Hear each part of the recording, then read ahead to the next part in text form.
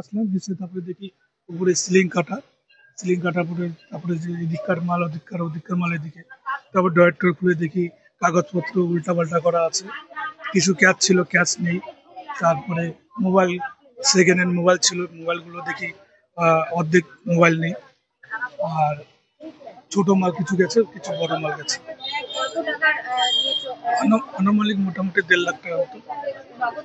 আর নগদ ছিল 15-20 হাজার টাকা মতো ছিল। হ্যাঁ, এখন তো বোঝা যাচ্ছে না, এর আগে একবার হয়েছে এরকম। হ্যাঁ, চুরি হয়েছিল, এবারও তাও ইসকনের পরে তারপরে আমার এখানে এরকম। হ্যাঁ, এখন তো বোঝা যাচ্ছে পুলিশ যদি ঠিক মতো টহলদারি দেয় তাহলে মানে।